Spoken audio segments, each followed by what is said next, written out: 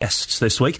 The boys from Blake have just released their new album. It's called Start Over, and I caught up with Blake last week. Good morning. Morning, how's life? Very good. We're awake on a Sunday morning, which is a miracle, so it's all good. Grateful for small mercies, aren't we? So let's introduce everyone. Stephen, good morning. Good morning. Morning, and Wiltshire born and bred Ollie. Hey, good morning, Graham. Morning to you, and Humphrey as well. Good morning. Hold on but a moment. There's only three of you. Yes, that's I was very observant of you. Hold on a minute. Yes. Now, where's our friend Jules? What's happened? Bring us up to date with the Blake story and what's happened to Jules. Well, it's Sunday morning. I think Jules is in bed because he's been working very hard. Basically, Jules, so those who don't know Blake, as one of the founding members, Blake has been going for 6 years or so now, and Jules, before Blake, had studied to be an actor, and about 8 or 9 months ago, I think he felt he really wanted to go off and pursue that avenue after 6 great years with Blake. So he's actually been offered a part on Holby City, which he has jumped at, as any man would. Yes, you would, absolutely. Yeah. So, it's very, very exciting for him, and it was a bit of a surprise to a certain degree, and obviously quite sad to lose him, because he's a dear friend and a valued member, but it's actually injected a lot of new life into the group, and we're feeling sort of excited and positive for it, so everything's good. He's going to be Dr. Harry Tresler in Holby City. Is he going to make a good doctor? Has he got a good bedside manner? His role, he told us about what his role is, and Dr. Harry Tresler is, quote-unquote, this is from the BBC, not us, a arrogant public schoolboy love rat. Well, it's perfect casting then, isn't it? Oh! I'm joking, of course. We couldn't possibly agree with I'm that. sure you were going in a different direction. It's very funny. We said in one of our early stage shows of the year, when Jules had first left, we said to the audience that Jules had gone to become a doctor in Holby City, and this wonderful old lady came up afterwards and said, "Oh, I always knew he'd go and do something like being a doctor. He was such a caring person." So if he does get up on a plane when there's an emergency, just push him back down again. He's not allowed to operate on you. Doesn't really know. He's only pretend. Now, I remember, you've been in on the show several times now, and I remember very, very early days of Blake when we were talking. I mean, kind of pre-Humphrey, really. Yes. What Tom a was thought. in.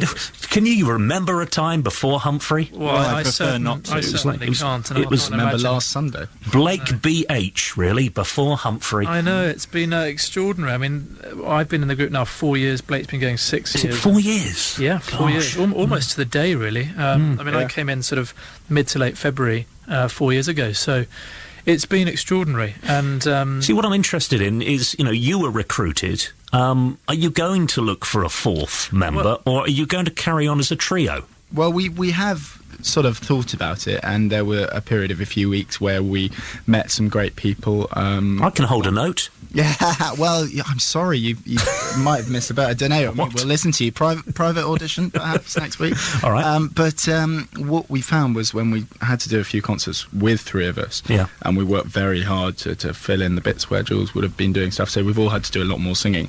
But it has really energised the show, because, we have to move around a lot more and be more dynamic. But also fans have said that there's something about 3 people on stage and 3 voices where you can pick out a much more individual character on each person, rather than 4 where you're presented with often 2 and 2 or a bit more of a crowd. And whether or not they're just being very supportive and kind or not, I don't know. But there is something to be said for it, and it's made us all wake up a bit. So we don't know. At the moment, we're very happy as a 3. I think you're so well established as Blake as well.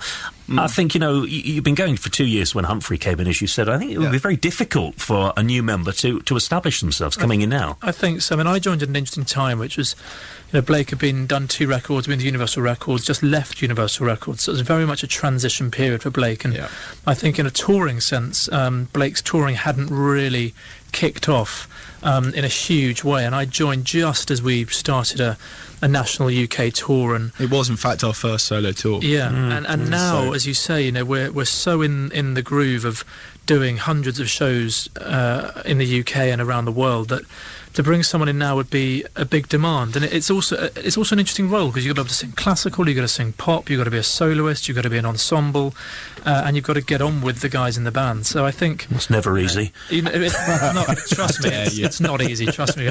But you look at the Bee Gees. I mean, the Bee Gees are a three-man band, and they're seen as one of the great vocal harmony groups of all time. I have to interject and say were, unfortunately. Well, sadly. you know what I mean. Yeah, absolutely, absolutely. Well, look, let's talk about the new album, Start Over. In fact, I tell you what, we'll play the title track, and then we'll come back and we'll talk about some of the other songs that you've recorded for Start Over. Blake are with me, I'm delighted to say, here at BBC Wiltshire, and this is the title track of the new album. It's available now, and it's called Start Over.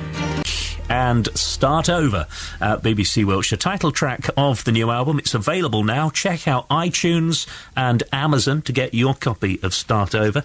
Stephen, Ollie, Humphrey from the group are here. You've got some fantastic songs on here from some fantastic songwriters. People like our friend Simon May, of course. One of my favourite songwriters, Diane Warren. You've got a number of her songs on here. How did you select these 14 songs? We actually we got sent hundreds and hundreds and hundreds of songs from all over the world by different songwriters, some from Scandinavia, some from the UK, some from America, and we started going through them. We were listening to all the various demos, and it was just based on songs which just stuck out to us as having great melodies and the opportunity for putting good harmonies in as well. And when the Diane Warren songs came to us, we were amazed, because first of all, Diane Warren has won Grammy Awards. She's really one of the finest American songwriters living at the moment, and to have the opportunity to do some of her songs is a big honour for us, really. So those were awesome to have. But I think the big thing for us is that a lot of people know us for our covers as much as anything, really. They know that we do harmony versions of songs they already love. You make them your own. We do. We Blakeify them, if that could be a word. It's not. It Don't is now. even go there. Let's add it into the Oxford English Dictionary. Absolutely. Blakeify something. Blakeified. Alongside Kafkaesque and things like that. I think we need it. We need it in the dictionary. But no, it's great fun working on songs and adding our own particular style. And we've done that with "Make You Feel My Love," which was obviously a song which Adele has covered before us. Yes, very famously. And did a fantastic job of, but we wanted to be the first group to do a harmony version of that. And we pared it down, and it's very acoustic. It's got some fantastic slide guitar, and it's very, very emotional. Well, it's also because we have to be very aware of what people want to hear new in the show. So when we do an album, you're always thinking, okay, well, look, we could do a cover of this that would work very well live because people adore the song. Why not record it as well? Otherwise, we there has to be a crossover between what we do on a theatre stage and what we do in an album. And also, people want to take home what they've heard of that evening. So it's nice to mix it up and to keep some covers in there as well as all the new material that we've got. Now, as a group, you seemingly are constantly touring, performing live, not just in the UK, literally around the world. I think it's probably been about a year since we had you as guests on the programme here. Where have you been? Just a few of the countries you played in the last year. Let's do it the other way around. And where haven't we been? It's a bit like that, isn't it? We've been doing a lot in Asia, so we've been doing a lot in the Philippines, a lot in China. We've been out to the US. We just came back at the end of last year. We did a tour in the Philippines, onto New Zealand, onto Hawaii. We've been in Florida, Naples. We were in Russia. That was quite good fun. We were in Italy. We were in... My God, I mean, to be honest, I don't know if you've got the same kind of thing on Facebook where you can kind of click the places you've been. Yes. And over the last 6 years, because obviously we kind of got together on Facebook and we use it a huge amount. And over the last 6 years, I've been checking in at all those various places that we've been. The map's pretty red now. It's incredible to look at. It looks like the British Empire circa 1900. We had a very busy end of the year. I mean, in the 4 weeks at the end of November up to Christmas, we had 16 flights, I think. Wow. So, it's pretty fun. We're kind of flying the British flag. It was actually fascinating because we were touring in China during the Olympics. So we saw the opening ceremony here in London, and then we flew out on the Sunday.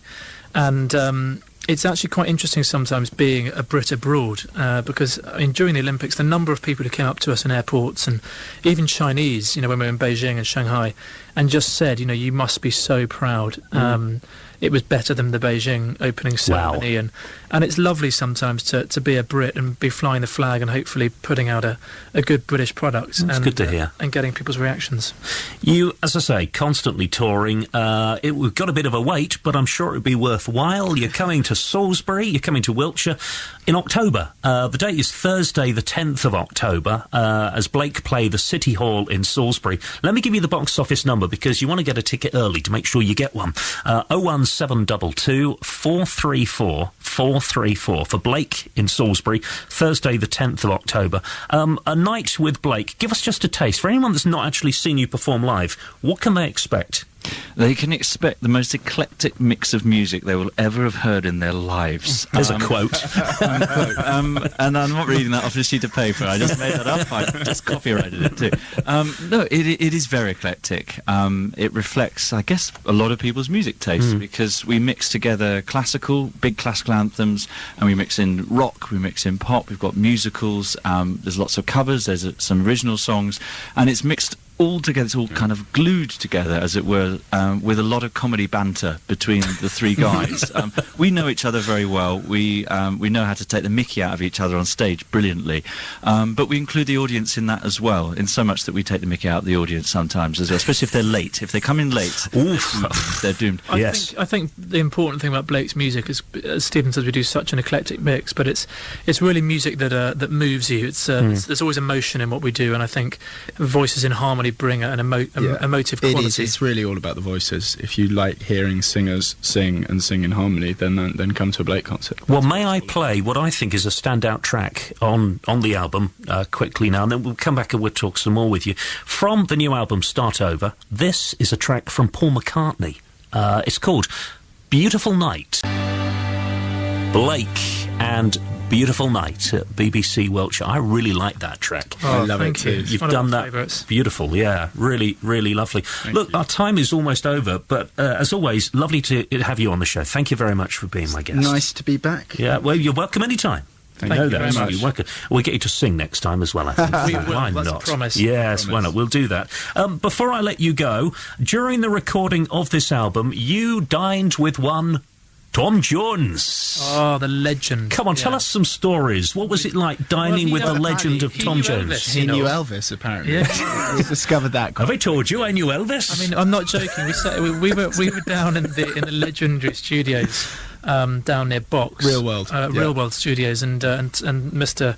or Sir Tom turned up and was recording in the studio next to us, and we had dinner with him that night. And did you go out in Box for dinner? No, we didn't. It's an amazing setup. So it was actually in the studio. Yeah, it's an amazing place. There's a beautiful house next to the studio, and there's this sort of big kitchen. You all eat together, and it was an extraordinary night. But yeah, I mean, within no word of a lie, within 2 minutes. He was there, sort of looking tanned, and like Tom Jones does. And he did turn to us and say, I knew Elvis, is a very good friend, Elvis. So there was this incredibly sad moment when he'd listed off about 20 or so incredible people that he'd worked with at various times, and he just sighed, looked down at his plate, and went, most of them are dead now. I've got to be honest, I thought, guy, to have been at the top of your game for 50 years performing, and then everybody else is falling by the wayside. By the way, if you are in Box, this is a nice little fact for that people don't know. There's a pub just round the corner from Real World Studios, and Peter Gabriel pops in there with his world musicians and does impromptu gigs all the time. So that's quite something to experience. But we must say on the note of Tom Jones and other Welsh exports like Shirley Bassey, just what legends they are. I mean, Tom's still got the great voices, and obviously I think his voice has got better. It's extraordinary, isn't it? Yeah. And Dame Shirley Bassey at the Oscars, I mean, she's sort of... I know. Adele was good, but I mean, Shirley Bassey blew everyone away. I mean, what a voice. What an icon. Absolutely. Look, lovely to see you. Thanks so much for being on the show. Stephen, Ollie, Humphrey, Blake, the new album, check it out. It's called Start Over. It's available now. Check out iTunes, check out Amazon, and we'll see you next time. Thank you so much, guys. Thank you. Thank you.